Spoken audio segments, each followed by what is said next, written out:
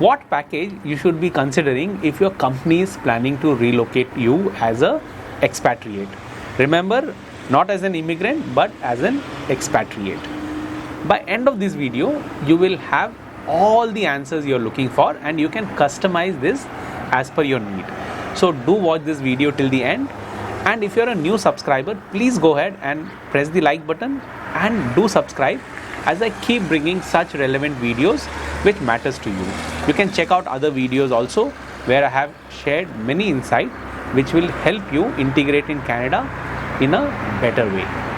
Now, without wasting much time, today morning my friend from India, he called me and he said that his company is planning to relocate him either to US or Canada. And if he is planning to come to Canada, what package he should be expecting. He's a family of 4. He has a teenage daughter and a son who is about 6 to 7 year old. And he is working at a senior managerial position in his company, which is a globally recognized company, and that's the reason why his relocation to US and Canada is also possible. Now, this is the background. You will have to see at what level you are and how things work. I was helping expatriate from across globe to come and work in India, and when I was working with them, right, one thing I understood that unless you go into nitty-gritty and see how comfortable they are in a particular country, it impacts the work as well as work culture also. And I have successfully managed these 50 plus expatriate when I was working with this animation company, because they never felt the pinch. They never felt that they have come to a wrong place where they are lacking in their career growth or they have to penny pinch in a new country. So I hope by now you understand from where I am coming from. So I have given you background of my friend. Now if he has to relocate to Canada, the only place where he would be relocating, he's a senior managerial position person, so he would either be coming to Toronto or Vancouver. Okay, so smaller cities he will not be moving in because his role is mostly in demand in these bigger cities. Now for him, the first expense as a family will be the housing. So I said to him that consider $4,000 per month. If you multiply that by 12, 48,000 goes into housing. Now, as a family of 4, he also has an option to go and stay in a condo. But remember, he's coming as an expatriate and he's at a senior position. So he has to experience that, right? So on an average, you can get a decent individual house for even 3,500, but 4,000 you have to keep in mind. Say he comes here and he plans to buy a house. If you are not a citizen or permanent resident, I may be wrong, you'll have to do your due diligence. You will have to pay 15% extra tax when you're buying a house. Okay, so if I would have come here as an expatriate, I would still have gone to buy a house because I'm building equity. And if you see the market here, be it Toronto or Vancouver, it's been upward of 15+% every year. So you don't know, like his assignment is going to be for 2 or 3 years. You still build equity by the payment what you do toward the housing. Now, in many cases, company sponsors the house. If that is the case, then this can be taken out. So I hope you're getting my point so far in terms of the housing. Again, for a house, you need to have an insurance. I'm staying in a condo, and even for condo, I am paying insurance. For individual house, you would be paying approximately around $50. Now, if your company is sponsoring house, this can be taken out. So you can, again, do your mathematics. 50 into 12, $600 again goes for the insurance. Hydro. Now, hydro again is an expense. For a family of 4, in a conservative manner, per month you can consider $100 at least. So 100 into 12, $1,200 for hydro goes in a year. Now you would also have mobile. For mobile, for a family of 4, I am considering $200. I have a very basic plan which is about $50. Okay, not everyone is conservative like me. Some people have $75 plan also, and nowadays even kids, they have mobile. So I'm still taking conservatively $200 per month. So again, you can calculate that into 12 months. That comes to 2400. So far, I hope things are clear. Now coming to internet. Internet will cost you approximately $75. Conservative approach, and you can add, you can look online how much the internet cost, and accordingly you can factor that. But I'm considering 75, and when you multiply 75 into 12, you get this number. Okay, so far it is good. Nowadays, without saying it goes, that most of us have Netflix as well as Amazon kind of a subscription. So consider you will spend $500. Remember, he has kids, and they would spend time watching YouTube, watching Netflix, Amazon. So he will have to spend that $500 in a year. You can do your mathematics. Now, for a family of 4, car is a must.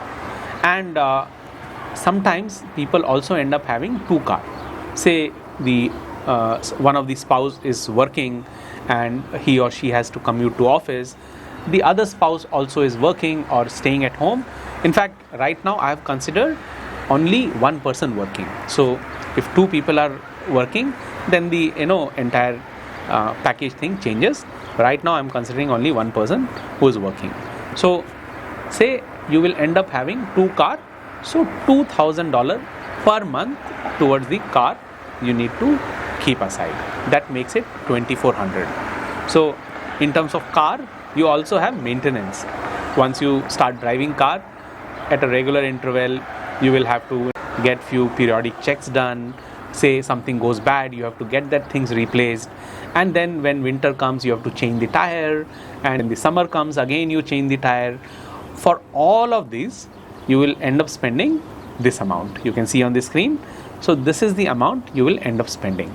And again, if you get tickets for parking in a wrong place, all that would be going out of your pocket. So you have to be very, very considerate about all this aspect.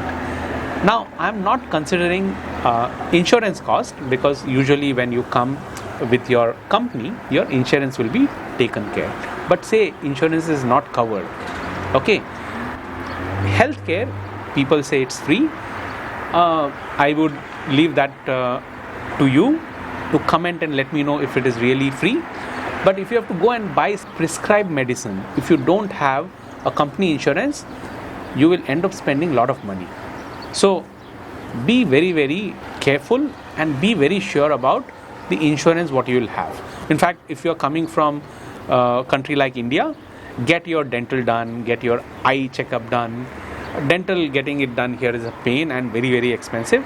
Even if it is getting covered by a company, it's a painful process. So I'm not going into the economics for these things. These things I will leave it to you. Okay. The next thing is grocery. Now, for a family of 2, you would have seen my video. I try to keep a budget of $200, and over few months, it has slightly gone high.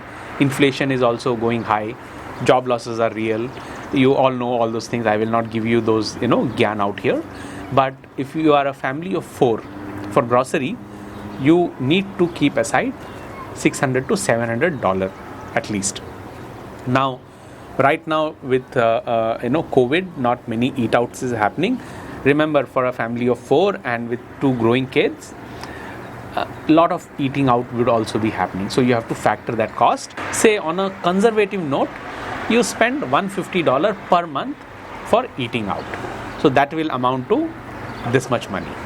Okay. Now coming to vacation as well as visiting a nearby place. Now if you're coming to a place like Canada, it's huge and you would like to go and explore places, right? So for that, I have kept $12,000 per year. Now this $12,000 I am also considering for someone who comes from India and he's deeply connected with India and wants to go once in a year. Remember, he's an expatriate, and usually as an expatriate he would like to go back to India.